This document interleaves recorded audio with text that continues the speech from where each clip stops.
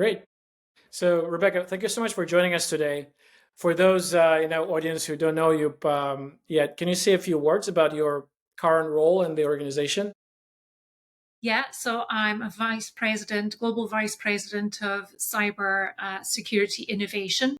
Hmm. Uh, my job to identify the problems and pain points that CISOs and threat intel teams are experiencing currently and build solutions to protect our ecosystem. So I currently work for Mastercard. Hmm. Um, and we are, as an ecosystem, very highly targeted by cybersecurity criminals with merchants and banks and things like that. And so we have about 90 million merchants and 30,000 banks that we are trying to protect and keep safe. It's amazing. Well, financial services and healthcare, not only they are very regulated industries, but also the crown jewels are that much more valuable, which makes it a very lucrative target for nefarious parties. And just so that I understand, the innovation part, are you looking to bring innovation into Mastercard as an organization, or is it more outward looking and working with the, as you mentioned, the ecosystem and with Yeah. merchants on your platform, or maybe both? So I don't protect our enterprise per se, but obviously the solutions I build can be used by our enterprise. My goal is really crime prevention in our ecosystem. Unfortunately, when cybercrime happens, you have to have a victim and identify what is happening to that victim and create solutions around those problems so that you can stop the rest of the ecosystem becoming a victim as well. And that's really what my goal is to prevent other entities, other businesses from falling foul of particular campaigns that the cyber criminals are waging. Certainly, I understand. I understand. Interesting. And how did you get in this space? It's I asked this question to all our interviewees, and for there's various different ways. I'm curious how was it? What was your first role that kind of falls within cybersecurity? So when I was at high school, this was not a career option, obviously. So I actually started my career in law enforcement in the UK. I was a cyber agent in the UK National Crime Agency. And then I became the first female cyber agent for Interpol in Singapore. Amazing. Uh, and this was a very different career path for me because prior to that in law enforcement, I had been on the beat in uniform on patrol. I was Hmm. used to dealing with drug dealers and drug traffickers and sex offenders and things like that. And all of a sudden, I was thrust into the world of cybersecurity, and I didn't even know what cyber was. I had to go and Google the word cyber, and this was more than 15, 16 years ago. And I was very confused by the type of offenders that were involved in cybersecurity because they're not your typical offenders that you see in other areas of law enforcement. And but I grew to enjoy the psychology of the offenders and why they do what they do and what their reasoning is behind it. And I was in Singapore at the time. I spoke at a Mastercard conference, and I was offered a job by Mastercard. And I joined our corporate security team. So at the time, I was responsible for enterprise security. I built our cyber threat intelligence program. And then I was asked to move to our commercial business to actually help our customers. And I've been there for almost 8, 9 years. And I think that, we're in a good place at the moment where cybersecurity is concerned. It's actually quite an exciting time in cybersecurity. Absolutely. What an amazing story. And it's interesting that you mentioned how the psyche of the threat actors can be drug dealers or sex offenders that you may be dealing as a police officer. And on the other hand, you have cyber criminals. What I find interesting is that I've been going to conferences, RSA, Black Hat for a very long time, and you see marketing materials of some of the vendors, and they portray um, hackers as teenagers in a hoodie hunched over a computer in mother's basement or something of that nature. When in reality, we're dealing with enterprise level organizations with human resources and vacation policies and pension plans that are extremely sophisticated, very well resourced, where the duties are segregated, and it's an enterprise. It's Absolutely. no longer a lone wolf kind of youngster who is just often not looking to make money, but just looking to create mischief and become famous for a minute. It's actually enterprise level organizations with sophistication and persistence that we're dealing. What do you find? Is this a correct assessment, or do you deal with maybe youngsters? So, interestingly, a lot of cyber offenders, particularly the ones that are hitting the headlines, it's very interesting. They don't generally tend to have a career path into cybercrime from a criminal perspective. So if you look at a house breaker, someone that breaks into homes or someone like that, they will always have a career offending pathway that usually starts with petty theft and things like that. A cyber criminal generally does not tend to have that. They tend to be arrested for the most serious crime that they have committed. Doesn't mean that they haven't committed other crimes, they just probably haven't been caught for them. Um, a large proportion of pure cyber offenders, so hackers, those involved in coding and creating malware, etc., are actually found to be neurodiverse. If you think about it, the internet is very black and white, computers are very black and white. If you struggle with relationships in reality, it's an easy place to gravitate where there are set rules on how you communicate with people. And very often they get into cyber crime because they get an Xbox for Christmas, and they get certain games, and attached to the gaming side of things are forums. And so they get onto the forums and someone says, I ordered an iPad with a compromised credit card and nothing happened. I got the iPad and there was no police or things like that. And they start to explore these kinds of things without an understanding for actions and consequences. They become very good at coding. They've usually got propensity for maths or science anyway. If you think about the cybersecurity arena, none of our tech today would be in existence without the neurodiverse mind. From Einstein to Alan Turing to Elon Musk and whoever it may be. And a lot of people that are fighting cybercrime are often neurodiverse themselves. We don't get into tech without having a good understanding of how computers and servers and things like that work. So this is very different to, your drug dealers who are doing things for financial gain.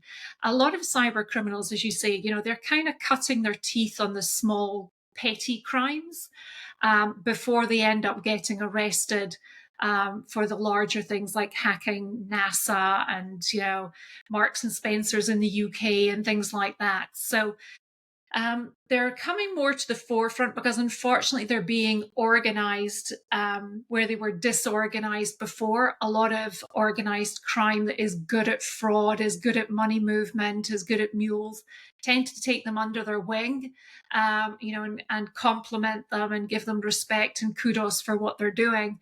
They probably get paid very little, or they certainly used to. They're maybe getting a little bit more money now for what they're doing. But it's actually created a cottage industry of very adept people who are perhaps on the wrong side of cyber and who would be better employed in cybersecurity roles. It's interesting. It's a very interesting perspective. I actually never thought about the neurodiversity aspect of it, but it makes so much sense. You mentioned Turing and Elon Musk. Is absolutely makes perfect sense. It's interesting. It's often, not to take us on a tangent, but you said something that kind of struck the chord. People who ended up on the wrong side of cyber, and oftentimes companies kind of push the outsourcing to the limits, trying to cut costs. And I just saw in the news probably about a month ago that someone paid an employee of Coinbase a certain amount of money to turn over login credentials, and that created a breach. Luckily, it was fairly limited in scope, but still, I'm sure probably would end up costing Coinbase tens of millions of dollars.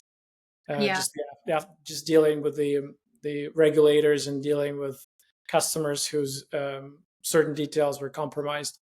So it's the tech vector is it's not just limited to um, I don't know, hackers and defenders. It's disgruntled employees. It's just you name it. It So is. it's a Yeah. It's an interesting psychology when you look at it because everything and everyone is for sale. People have a price, and depending on their personal circumstances, they are willing to do things that they wouldn't ordinarily do, had things been going well in their lives.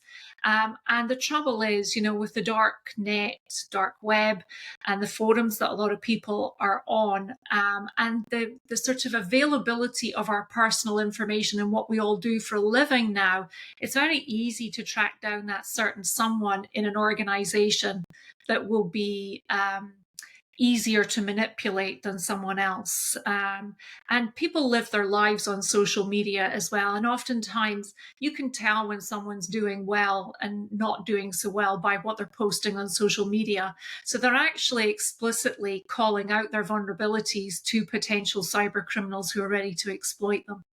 certainly. Well, in my two lives ago, I was in an internal audit, and one of the books, the corporate books that we read at the time, there were I think two or three factors that were necessary and required conditions for the fraud to occur, and one is the possibility of fraud. So the door to the cash room is open. Well, in cybersecurity case, the password is 12345, or it's pasted on the sticky note. The second one is moral justification. Well, I was passed on for this promotion. I was supposed to get a raise. I didn't get a raise. And three, some sort of financial need, either financial difficulties or gambling addiction or substance abuse. So when three are combined, it's pretty much it's a matter of when, not if. And to Absolutely. your point, with all the our lives being more and more broadcasted for whether we want it or not, it becomes, to your point, easier to find an exploit for people with objectives don't coincide with our best interest. Yeah.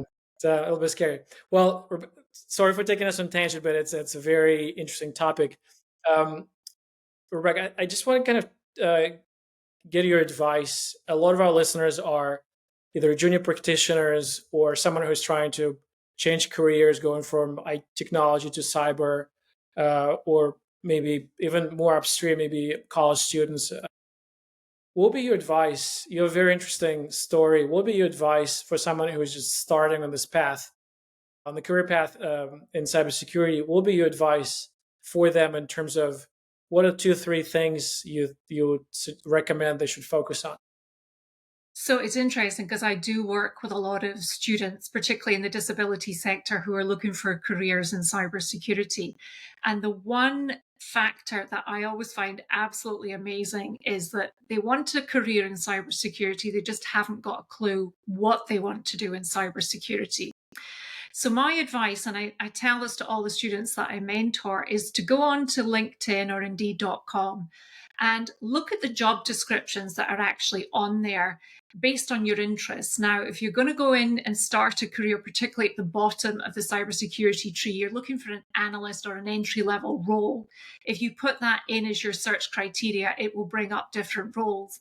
And if you go through those job descriptions, read them and see how you feel about each of them. There is one job for everyone at one time in their lives. And so you're searching for that one type of career role that will get you your foot in the door. And I always say, if you feel those butterflies or that intuitive knowing that that job is for you, then you're on the right track. And, I tell my students to thereafter to go and talk to people that have those kind of job roles. Quite often through their colleges or their universities, they will have connections or contacts through their professors. And it's often a good way just to find out about, what people do, what people need. And the job descriptions are the key really to getting the job because they tell you the exact certifications that you're going to need to pursue if you want a job in that area as well. And the other thing that I see are really bad resumes. I see a lot of terrible resumes. It's really important, particularly now with AI being a factor in the recruitment process, to take the keywords out of the job description and put them into your resume, because that is exactly what AI is looking for. It's looking for that pattern match as well. And a lot of people who are doing entry level roles think they have to keep their resume to one page, and that is just not correct at all. If you're older in your career, you definitely want to go over one page. And I actually don't tend to hire people, particularly for entry level roles, unless they've had a part time job. Because working with the public, I don't care if it's a barista in Starbucks or if it's stacking shelves in Walmart, it teaches you how to think as a team, to think on your feet, to problem solve. All of these are soft skills that you actually need in cybersecurity, as well as the hard skills from your degree or whatever your certifications. You have to work in a team in cyber. There is no silos. There is no one person doing one thing. You're all working together. So if you can demonstrate those things, in your resume, it gives you a better chance over another graduate who has just done, the internships that are requisite as part of the course. So the idea is to make your resume as unique as possible. And one of the things I would say at the moment that would enable you to do that is something in AI or machine learning as a short course or certification. It's going to come to the point where AI will be a degree in itself in the future, but it's so new right now that, short courses are something that people are interested in seeing on your resume in order to hire you. So it gives you that edge over the next candidate who might have the exact same degree as you. So the world of cybersecurity recruitment is a lot more competitive than it used to be.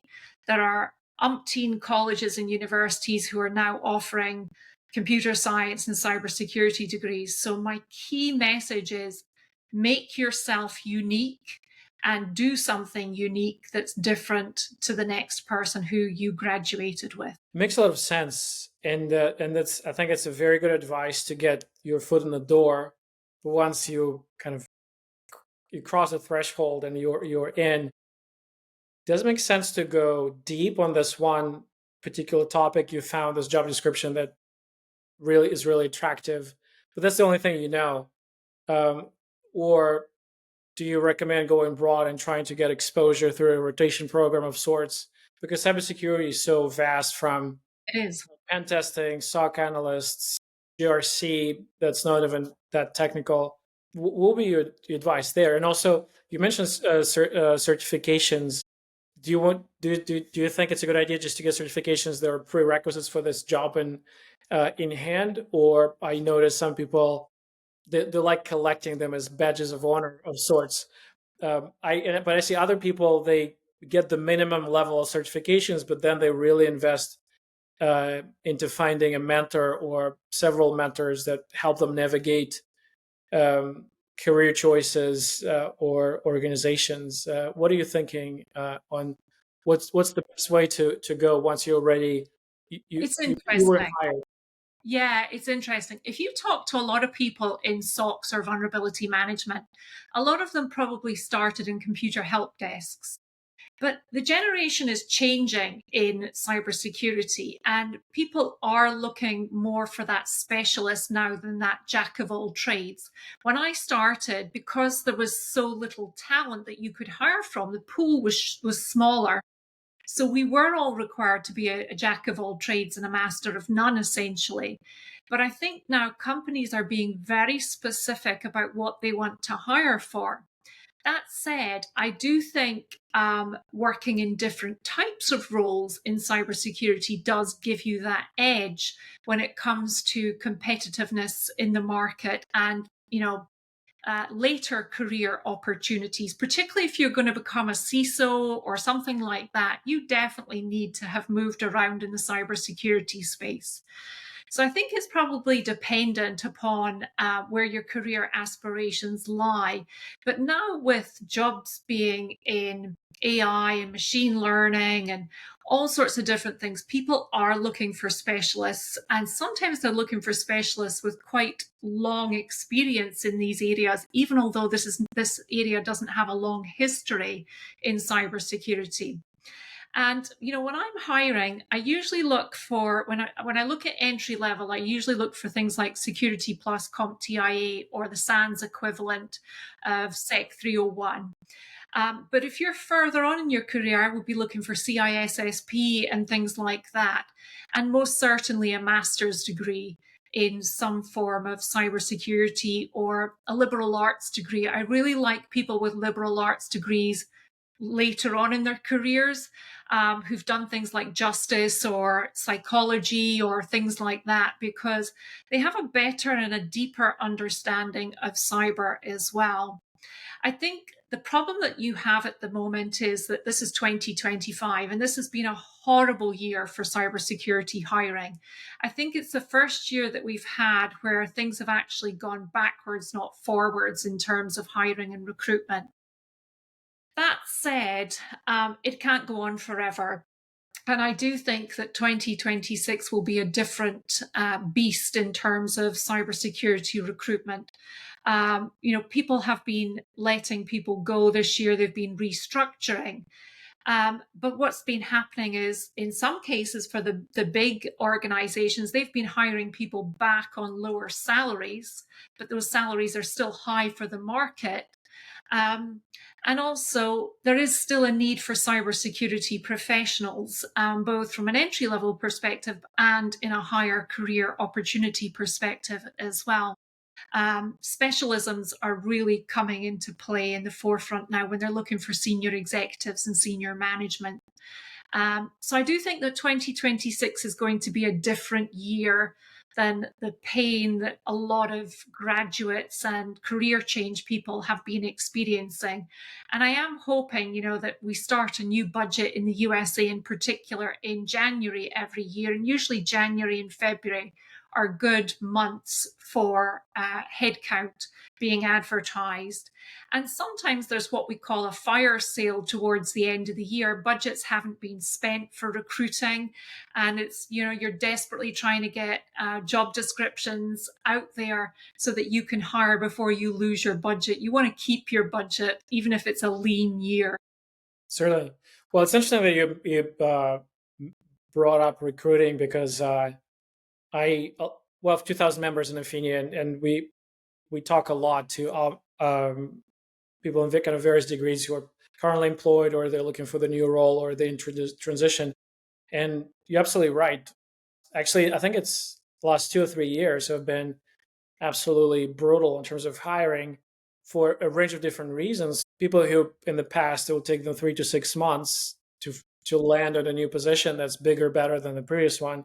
Now it's taking 12, 18 months. And again, I'm not talking about someone who was let go for cause, or someone there was a breach, but actually high caliber, good pedigree, amazing experience. People who in 5 years ago would have been snatched right away. Now it's taking them a very long time to find a new job, and it's causing, we're setting expectations, a lot of anxiety, I guess, across the board. So I'm happy to hear what you said, that 2026 should be better, because I think a lot of people will be very relieved and happy to hear that. So fingers crossed. Um, Rebecca, switching gears, I know we only have a few minutes left, and it's a little bit more kind of high level, broad question. The reason I'm attracted to cybersecurity, it's just such a ever changing field. There's never a dull day. Technology is changing, regulatory environment is changing, geopolitics, AI, quantum computing. It seems like if you watch this movie, everything, everywhere, all at once. That's how it feels like. Life is coming to you at 100 miles an hour. And in this kind of environment, sometimes it's not that easy to say what's important, what's not. From your vantage point, what are 2, 3 themes, challenges, problems that are top of mind for cybersecurity practitioners from where you sit and from the perspective of the merchants that you're dealing with? What's what people are talking about or thinking about or losing sleep about over. Yeah, it's interesting. I think we're actually in a really interesting crossroads where cybersecurity is concerned at the moment. Tech is moving so much faster than it ever did, particularly when I first started in cyber. And, the pace is actually picking up, but so are the threats. And so are the methodologies that the bad guys are using to try and target our businesses. I think the one thing for me that doesn't really feel like it's kept pace is regulations and laws. Um, we are trying our hardest to stop the cyber criminals, but sometimes it's really, really hard to do with existing regulations and laws that haven't really changed for a very, very long time. And it takes a long time to change legislation and move regulations into a space where you can actually be much more proactive. I remember years ago when I started in cyber, our biggest issue was information sharing. But we seem to have sort of got around that now with a lot of the ISACs that have been created around retail, health, finance, etc. I would say we're in a better position, but I would say that it's taken for the private sector to actually set these sort of guardrails themselves to be able to do that. Um, One of the things I'm interested in is where we're going to go with AI. And I don't mean from, making life easier for the consumers. I mean, what are the bad guys going to do next with it? We're already seeing a huge amount of scam content in websites, fake chargebacks, fake refund schemes, fake products and solutions, selling a puppy for sale that doesn't really exist. And I think the scamming of our consumers is starting to hit fever pitch. So it's not just the businesses that are impacted, but it's now gone right the way down to the bottom of the chain. And because this was never a career choice when you were at school, that there's a generation that this just doesn't figure in their thinking. And so therefore they're not aware.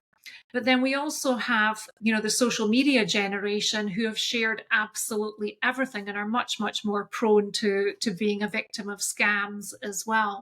We know that older people tend to lose more money if they're going to lose something in a scam, but younger people are probably more likely to be a victim of multiple scams, particularly through social media. So it's really important that we start to identify this content that is being spread throughout the internet. That is being put forward as genuine, and people are falling for the scams as well. And I also think as well that cyber threat intelligence is something that's vastly underrated. Most companies have a SIMS solution and they think they're doing cyber threat intelligence. But that isn't really cyber. Blocking it without knowing what it is not cyber threat intel. So I think there's a big market for, actionable intelligence that actually helps people get ahead of the problem. I mentioned earlier, you always need one victim to occur in the sort of cybersecurity space. But what if that one victim could stop all the other victims from experiencing the same trauma? And I think we need to get better at identifying the modus operandi of the bad guys and cutting them off at their ankles, essentially. And I think that's something that is doable, but you have to have the right information to be able to do it. And, a lot of organizations are sitting on information that they don't actually realize is even relevant. It might be that your payments information is actually indicating what's going on in your cybersecurity space, because most fraud comes from cybercrime or cyber enabled crime. So if you're able to track back what is happening, then you can actually stop that problem before it transpires into fraud as well. So I think there's three key areas that I'm really interested in. And I think there is a lot more that we could be doing proactively rather than post-mortemly to defend our networks if we were just better at understanding the intelligence and the data that we can have access to. Certainly. Certainly. Do you think, are these intractable problems, or do you think it's just a matter of time that they'll get solved? 12 months from now, are we going to be a little bit happier about how this knowledge sharing is working, not just across industries like healthcare or financial services with various ISACs, but kind of across the board? or do you think 12 months from now we'll still be a little bit behind the ball on these? What are your I thoughts? talk to a lot of customers, and the one thing that really surprises me is beyond the sort of Fortune 500 companies, is just how poor cybersecurity is in businesses that have PII, that have credit card information, that have, the keys to their kingdom. They are still very, very poor and backward in terms of their cyber involvement.